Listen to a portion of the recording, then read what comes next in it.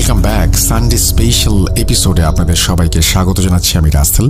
এই পৃথিবী রহস্যময় বলেছিলাম শুক্রবারে, এবং এই পৃথিবী সত্যি ভীষণ রকমের রহস্যময়। আমরা এই পৃথিবীর রহস্যময়তার খুব অল্প অংশ বা অল্প কিছুই হয়তো অনুভব করতে পারি।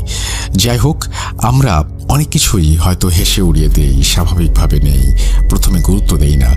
যে জিনিসটা যত বেশি কম গুরুত্ব দেই, দেখি সেই জিনিসটাই সবচেয়ে বেশি ভয়াবহ হয়ে আমাদের কাছে ফিরে এসেছে।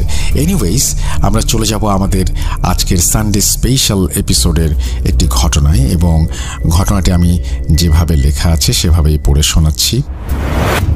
আসসালামু আলাইকুম রাসেল ভাই, আশা করি ভালো আছেন। আমার নাম নুসরাত, ছদ্মনাম। আমি ঢাকার ধামরাইয়ের কোনো একটা গ্রামে থাকি। আমি ছোটবেলা থেকেই আমার ভাইয়ার সাথে ঘুমাতাম আর ভূত এফএম শুনতাম। তখন থেকেই ভূত এফএমের প্রতি ভালোবাসা তৈরি হয়। আমি প্রথম ভূত.com-এ ঘটনা লিখছি, তাই ভুল ত্রুটি ক্ষমা সুন্দর দৃষ্টিতে দেখবেন। আমার ঘটনা যদি সিলেক্টেড হয় তবে প্লিজ ইমেল করে জানিয়ে দেবেন কবে সেটা প্রচার করা হবে। কথা না বাড়িয়ে ঘটনায় চলে যাই। ঘটনাটি ঘটেছে আমার নানার সাথে যখন তার নতুন বিয়ে হয়। বলে রাখা ভালো, আমার নানা স্কুল শিক্ষক ছিলেন, আর তিনি যে স্কুলে চাকরি করতেন সেটা ছিল অনেক দূরে, তাই নানা সাইকেল চালিয়ে স্কুলে যেতেন। সময়টা সম্ভবত শীতকাল ছিল। আমার নানা প্রতিদিনের মতো ভোরে বাড়ি থেকে বের হন। সারাদিন স্কুল শেষে বিকেলে রওনা হন বাড়ির দিকে। স্কুল থেকে বাড়ি ফিরতে সন্ধ্যা গড়িয়ে খানিকটা রাত হয়ে যায়। তখন রাস্তাঘাট উন্নত ছিল না, কাঁচা রাস্তা এবং আঁকাবাঁকা। নানা গ্রামের মেঠো পথ পাড়ি দিয়ে বাড়ি পৌঁছালেন। বলে রাখা ভালো, আমার নানু তখন তার বাপের বাড়ি ছিলেন। হঠাৎ খবর আসলো আমার নানার শ্বশুর, মানে আমার নানুর আব্বা খুব অসুস্থ। আমার নানাকে এখনই সেখানে যেতে বলা হয়। তো নানা খবর শোনা মাত্র তার শ্বশুর বাড়ির উদ্দেশ্যে রওনা হন। তখন চারিদিকে ঘুটঘুটে অন্ধকার। নানা কাঁচা রাস্তা দিয়ে সাইকেল চালিয়ে যাচ্ছিলেন। আমার নানার শ্বশুর বাড়ি যেতে প্রায় 4-5 ঘন্টা সময় লাগে। তাই বলছি, গ্রামে কাঁচা রাস্তা, বুঝতেই পারছেন। যাই হোক, নানা 3-4 গ্রাম পাড়ি দেবার পর ঘটল আসল ঘটনা। নানার হাতে একটা লাইট ছিল যেটা দিয়ে সাইকেল চালিয়ে যাচ্ছিলেন। হঠাৎ তিনি দেখতে পান একটা বেড়াল রাস্তা আটকে শুয়ে আছে। নানা সাইকেলে বেল দেয়া সত্ত্বেও বিড়ালটি উঠল না, যেভাবে শুয়েছিল সেভাবেই শুয়ে রইল।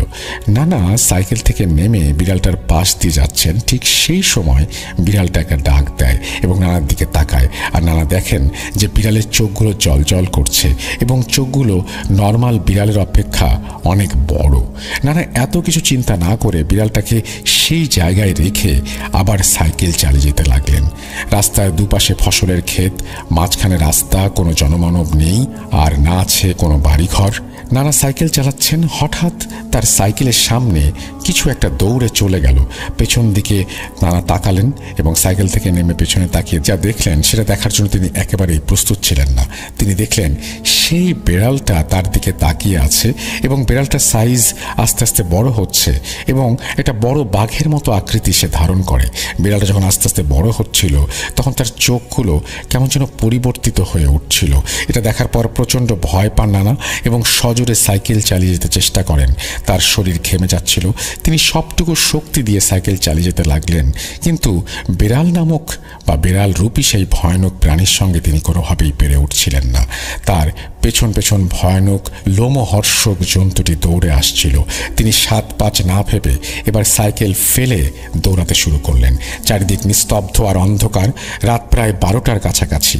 সাধারণত গ্রামের মানুষের কাছে 8টাই অনেক রাত, তাই লোকজন নেই বললেই চলে। আর সেই জায়গা ছিল জনমানবহীন ফসলের ক্ষেতের মাঝখানের রাস্তা। যাই হোক, ঘটনায় ফিরে যাই। দৌড়াতে দৌড়াতে নানা একটা লোকের সাথে ধাক্কা খান। লোকটা দেখতে বয়স্ক ছিলেন এবং তার পরনে সুন্দর একটা লুঙ্গি গেঞ্জি, যেমনটা গ্রামের কৃষকেরা পরে। লোকটা নানার নাম ধরে বলল, কি মাস্টার, কি হয়েছে, দৌড়াচ্ছেন কেন? নানা তাকে পেছনে থাকা বিড়ালটাকে ইঙ্গিত করতেই দেখলেন বিড়ালটা উধাও। এরপর নানা তাকে সবকিছু খুলে বলার পর তিনি নানাকে জানায় এত রাতে এই রাস্তায় একা আসা ঠিক হয়নি। নানা তাকে বলল তার সাইকেলটা তিনি ভয়ে রাস্তায় ফেলে দৌড়াতে দৌড়াতে এখানে চলে এসেছেন। নানা সাইকেলটা খুঁজতে লোকটা সাহায্য চাইল এবং লোকটা সম্মতি দিলে তারা খুঁজতে শুরু করে এবং খানিক দূরেই সাইকেলটা পেলেন এবং লোকটিকে ধন্যবাদ জানানোর জন্য পেছনে তাকালেন, দেখলেন লোকটি নেই। নানা রীতিমতো ঘাবড়ে যান, ভাবছেন কি হচ্ছে তার সাথে। আশেপাশে কোনো বাড়িঘর নেই, লোকটা এক নিমিষে কোথায় উধাও হয়ে গেল। তিনি আবার ভয়ে ভয়ে সাইকেল চালিয়ে যেতে লাগলেন। তার শ্বশুরবাড়ি পৌঁছেও গেলেন একটা সময়ে, যেখানে তার রাত 12টার মধ্যে শ্বশুরবাড়ি পৌঁছে যাওয়ার কথা, সেখানে বাজল রাত 3টা। এত সময় লাগার কথা নয়, 3 ঘন্টা কোথায় ছিলেন তিনি? পরে তিনি সবাইকে সবকিছু খুলে বললেন। নানু নানাকে গোসল করে ঘরে ঢুকতে বললেন এবং পানি পড়া খাওয়ালেন। তো রাসেল ভাই, এই ছিল ঘটনা। আমার কাছে আরও অনেক ঘটনা আছে, যদি এটা সিলেক্টেড হয় তাহলে আমাকে জানাবেন, পাঠাবো ইনশাল্লাহ। জি, আপনার ঘটনা সিলেক্টেড হয়েছে, আশা করছি আপনি পরবর্তী ঘটনাগুলো পাঠিয়ে দেবেন। আপনাকে অসংখ্য ধন্যবাদ আপনার ঘটনা পাঠানোর জন্য। আমরা চলে যাব আজকের মতো বিদায় নিয়ে, ফিরে আসবো আবার আগামী সপ্তাহে। সেই পর্যন্ত সবাই ভালো থাকুন, সুস্থ থাকুন, মোস্ট ইম্পর্টেন্টলি ভূত.com-এর সাথে থাকুন। আল্লাহ।